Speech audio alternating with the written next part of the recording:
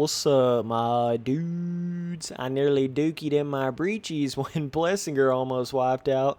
Woo! That was way too close for comfort, man. Oh my gosh.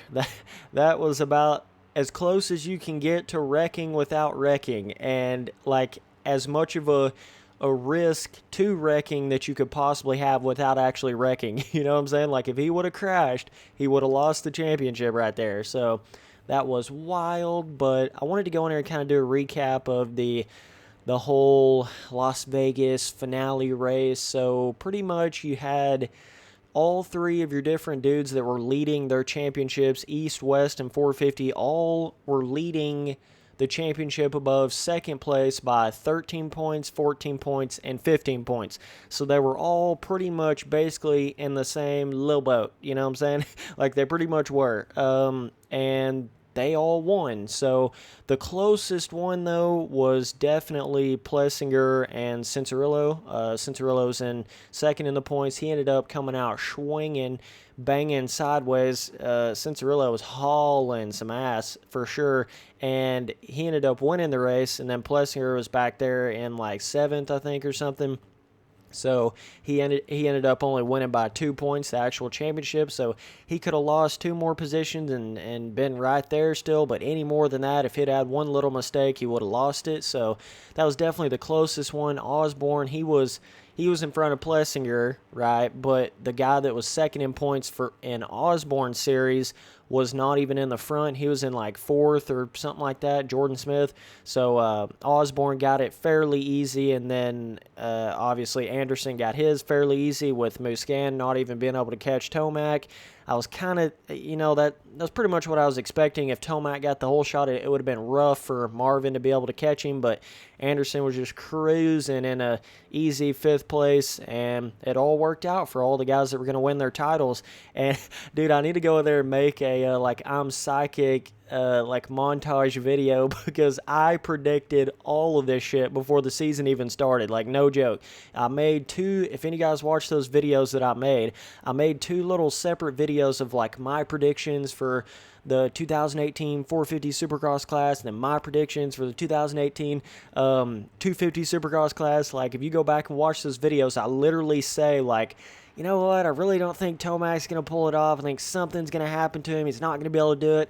And then on that other 250 video, I was like, you know what, I really think it's Plessinger's time. I just feel like it really is time.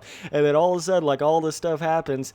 Oh, that's so funny, dude. But, yeah, I definitely need to go in there and make a video because there's some stuff that I've seriously predicted like 100% months and months and months before it's actually happened. So it's just kind of cool when you can do that, when you can sort of, I had the knowledge that I knew that, how in the hell are those tough blocks out? What?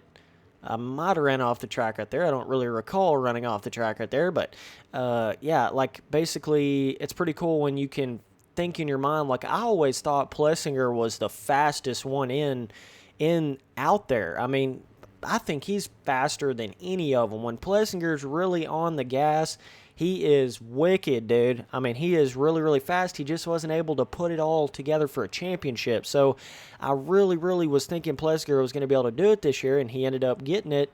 And when it comes to like just being able to ride on all different types of tracks, with Plessinger riding the GNCC, the trail riding, stuff like that, he's just good at everything, man. And that goes to show you, man, with motocross and supercross, you got to be able to ride that dirt bike on anything.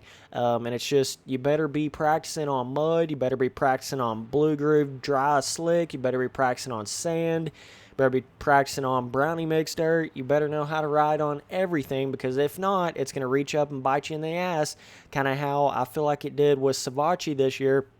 I think it was that mud race where he fell down. That might have been Faulkner. I can't remember.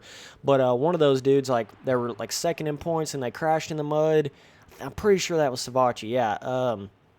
And I think it was Plessinger that was out leading the race, and Savacci crashed and basically lost his entire championship just from kind of sliding off in one little section. I don't know if it's the whoop sections or whoop section or what it was, but he just kind of slid off the track. And then the thing about in the mud is when you go off the track, oh my gosh, dude, like there is a 80% chance you won't even be able to get that bike back going because you get stuck in that 10-foot deep shit off the track and you can't even pick your bike back up, especially if you got it like caught up in a berm. You can't even get any traction with your damn boots.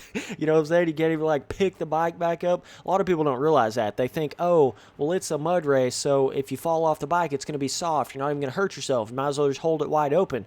Well, they don't ever think about the potential to not even be able to pick your bike back up. But whoa, getting some whipskis going on that jump right there. But yeah, I'm really happy for all the guys that won. I thought they were well deserving of it.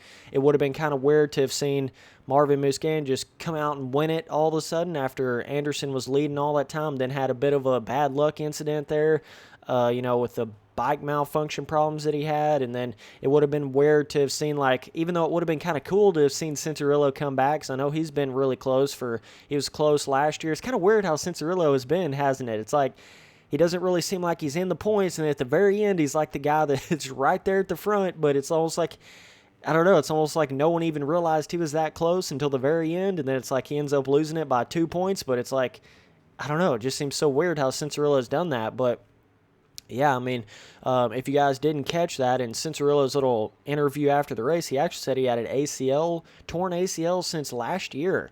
That is insane, dude. I had no idea about that. He's been keeping that way under wraps, unless I've just totally missed some news outlet sources or something. I don't know. I didn't know he had anything hurt on him. If you don't know, like Cincerillo the past year or so, he's been like kind of preaching about this. He's a lot stronger now. He can crash and still be okay. He can crash and not get hurt and stuff like that. But come to find out, he's actually got a torn ACL and sprained his ankle in this Vegas race. But the torn ACL was way before that, apparently. I didn't have any idea about any of this, and he's apparently getting surgery on that on like Tuesday or something. And so he's not even riding the outdoors at all. We won't even get to see Cincerillo boy in the outdoors at all, which is crazy. I was really wanting to see him in the outdoors, but it would have been kind of bizarre to see Cincerillo all of a sudden come back and beat Plessinger, right? That would have been kind of bizarre. And then it would have been weird to have seen maybe like Jordan Smith all of a sudden come out and get it over Osborne. I don't know. That would have been pretty weird to see any of the ones that were in second win the titles here. So I was happy how that all went down. They all got their titles. Plessinger actually he asked his wife to marry him that night, too. I was thinking, like, what if he didn't win the championship? Would he still have asked his wife to marry him? I don't know. That's interesting. You know what I'm saying? Like, that is definitely makes you think a little bit there. But, yeah, they all rode good. They all rode kind of safe. Just kept it in that 5th through 7th position range. No reason to try to get up in the front, because all that's going to do is make the potential for you to run into somebody or get taken out or whatever. All of them had just enough of a points gap to, be to where they didn't have to be up there in the front pack. Dude, when they put both of them 250 riders together, 250 coast riders together, that race gets insane, man. I mean, wow, that is such a fun race to watch, especially when there's points on the line for both classes. I really like how they did that. And personally, I don't see why they don't just have the 250 East and West together for Supercross. You know how much more fun that would be to watch? I really don't know why they split that up. They don't even split it up for outdoors. It's weird. I don't get that. I need to make a whole nother separate video on that shit. But yeah, I've never really understood why they've done that. I mean, obviously I get like it's going to give some of those 250 dudes a little bit more exposure and, a little bit easier chance to win a championship. But then why wouldn't you split them up in outdoors? Maybe because it would be a lot harder to do that because there's not as many outdoor rounds. I don't know. I mean, you technically still could do it in outdoors, I suppose, but I don't know. It is, for how exciting it is to watch both coasts come together, you would think they would just have them both together all year long. I feel like it would give the riders more experience.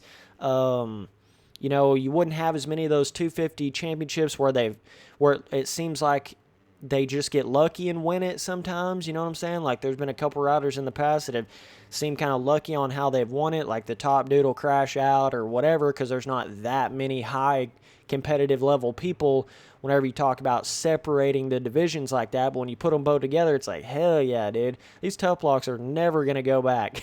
What the heck? But either way, I mean, Telmac came out swinging. He was in the front, the 450 race. Thought Musquin was going to get him there for a second. I say get him. I thought he was going to catch up to him and maybe try to make a pass, and then it would have been really cool to see that battle, but that just didn't really pan out like we all was hoping for it to. But Nationals would be really cool coming up soon, like 2 weeks. Definitely ready for that, not only in MX Simulator, but also in real life. I'll be watching all that and covering that in videos as well. But yeah, I have a lot of fun coming on here, kind of recapping the races. And by the way, I know some of you guys have been asking for real life riding videos. Yes, I'm going to be getting into that this next week right here. I haven't rode it all this year yet in real life, so I'm going to get back on the track. Probably going to do like 1 or 2 ride days and then go out there and actually film like maybe the 3rd day or something like that, just so I'm actually, somewhat hitting the jumps and shit like that. So, yeah, for some of you guys that were wondering that, I will be getting to that very, very soon. So, yeah, and I'm really wanting to get back into doing a lot of the real-life riding, racing, stuff like that. So, we'll see how much I can get back into doing it, but it should be a lot of fun. So, either way, appreciate you guys watching all the videos. Later, dudes.